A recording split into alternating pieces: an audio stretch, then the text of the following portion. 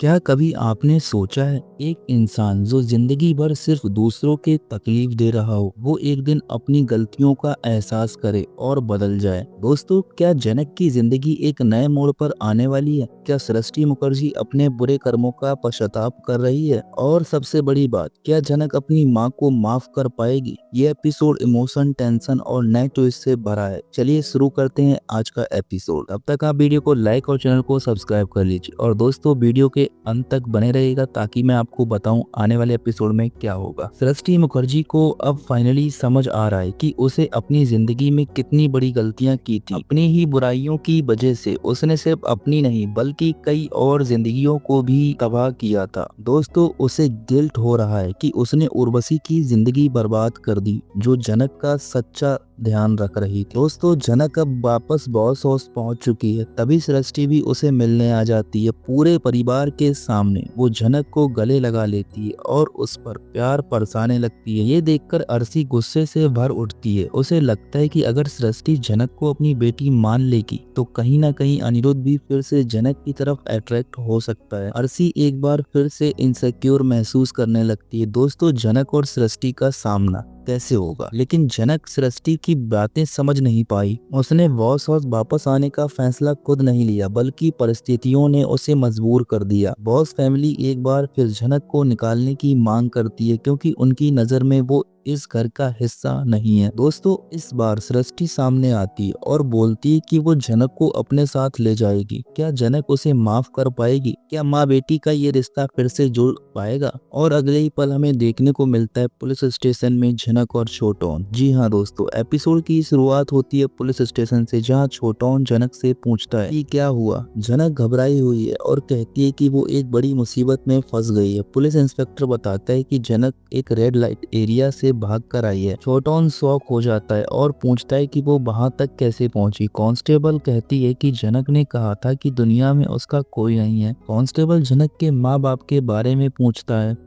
तभी छोटोन बताता है कि जनक के माँ बाप अब इस दुनिया में नहीं है। दोस्तों, छोटोन पुलिस से कहता है कि वो जनक को अपने साथ ले जाना चाहता है लेकिन इंस्पेक्टर मना कर देता है और कहता है कि बिना कंफर्मेशन के वो जनक को नहीं जाने दे सकता। छोटोन कहता है कि जनक ने कोई गलती नहीं की, बिना किसी वजह से वो उसे लॉकअप में नहीं रख सकते। दोस्तों, छोटोन अपनी आइडेंटिटी प्रूफ दिखाता है और कहता है कि पुलिस चाहे तो उसके घर पर वेरिफिकेशन के लिए अपनी टीम भेज सकती है लेकिन वो बिना जनक को लिए वहां से नहीं जाएगा। दोस्तों, इंस्पेक्टर एग्री कर जाता है और कहता है कि कल तक वेरिफिकेशन हो जाएगा और यहाँ पर शुरू होता है सृष्टि का पश्चाताप। जी हाँ दोस्तों, दूसरी तरफ सृष्टि विनायक से कहती है कि उसे अपनी बेटी जनक के साथ जो भी किया उसका अब अफसोस है। वो कहती है कि उसने अपनी जिंदगी में बहुत पाप किए हैं और वो माफी के लायक भी नहीं है। दोस्तों, वो पूछती है कि माँ होकर भी वो जनक को कैसे रिजेक्ट कर सकती है। उसने सिर्फ जनक की ही नहीं बल्कि विनायक के साथ भी बहुत बुरा किया। उसे खुद से नफरत हो रही है।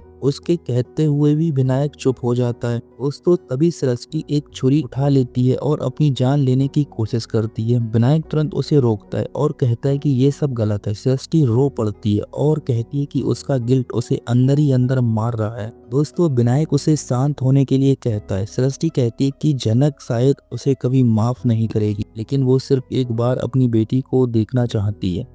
दोस्तों, विनायक कहता है कि आखिर माँ का प्यार ही जीतेगा। सृष्टि फिर से माफी मांगती है और कहती है कि वो सब कुछ ठीक कर देगी। वो विनायक से रिक्वेस्ट करती है कि वो जनक को उसके पास ले आए और इतने में दोस्तों छोटोन और जनक पुलिस स्टेशन से निकल जाते हैं। जनक घबराई हुई होती है और पूछती है कि छोटोन उसे कहाँ ले जा रहा है। छोटोन कहता है कि बॉस हाउस सिर्फ उसका नहीं बल्कि उसका भी घर है लेकिन जनक कहती है कि वो वहां नहीं जाना चाहती। छोटोन कहता है कि अभी इस बारे में बात करने का वक्त नहीं। दोस्तों, कुछ देर बाद अर्शी अनिरुद्ध से पूछती है कि छोटोन कहाँ गया। तभी छोटोन जनक के साथ बॉस हाउस पहुंचता है। अनिरुद्ध शॉक हो जाता है। अंजना गुस्से में पूछती है कि जनक कहाँ चली गई थी। बबलू छोटोन से पूछता है कि उसने जनक को कहाँ से ढूंढा। दोस्तों, अर्शी अनिरुद्ध से कहती है कि उसे पहले से ही पता था। जनक कहती है कि वो यहाँ आना नहीं चाहती थी लेकिन मजबूरी में आई है। अर्शी टॉन्टली कहती है कि आखिर जनक फिर से यहाँ आ ही गई। जनक अर्शी से कहती है कि वो गुजरात में थी लेकिन अर्शी ने उसकी सच्चाई एक्सपोज कर दी। अर्शी इनसिक्योर हो जाती है और कहती है कि अगर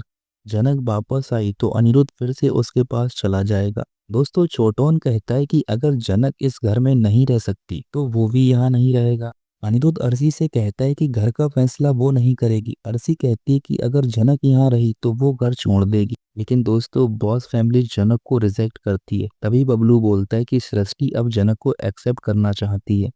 लेकिन जनक कहती है कि उसे किसी की एक्सेप्टेंस का जरूरत नहीं है। वो कहती है कि सुबह होते ही वो यहाँ से निकल जाएगी और ये छोड़ देगी। अर्शी कहती है कि अगर सृष्टि सच में जनक को एक्सेप्ट करना चाहती है तो वो जनक को ले जाए। क्या सृष्टि जनक को अपने साथ ले जा सकेगी? या जनक उसे माफ करेगी? ये तो दोस्तों आने वाले एपिसोड में पता चलेगा कि आगे क्या होगा। और मैं आपको एक छोटी सी टिप देता हूँ। आखिरकार माँ बेटी का मिलन तो जरूर होगा, लेकिन ऐसे नहीं होगा। सृष्टि अपनी सारी जितनी भी उसकी गलतियां हैं उन सबको कबूल करेगी और पुलिस के सामने अपने आप को हाजिर करेगी और जितनी गलतियां हैं उनकी सजा लेगी और उस सब चीज़ों का पश्चाताप करेगी जनक को एक बार मिलने के बाद। और ये भी जनक कहेगी कि हाँ अब ठीक है। और जब सृष्टि की जेल हो जाएगी और जेल होकर वापस आएगी सृष्टि, जनक और सृष्टि एक घर एक छत के नीचे देखे जाएंगे दोस्तों। लेकिन लेकिन मैं आपको बता दूं अर्शी प्रेग्नेंट नहीं है और इसी के चलते सृष्टि अपनी बेटी के लिए अनिरुद्ध का रिश्ता जोड़ देगी और वो कहेगी कि जनक ये मैं तुम्हारे लिए कर रही हूँ क्योंकि मुझे पता है मैं किसी का प्यार छीनकर अर्शी को खुश नहीं रख सकती और मैं तुम्हें दुख नहीं दे सकती। तुम भी मेरी बेटी हो बेटा। और यहीं पर दोस्तों एपिसोड खत्म होगा।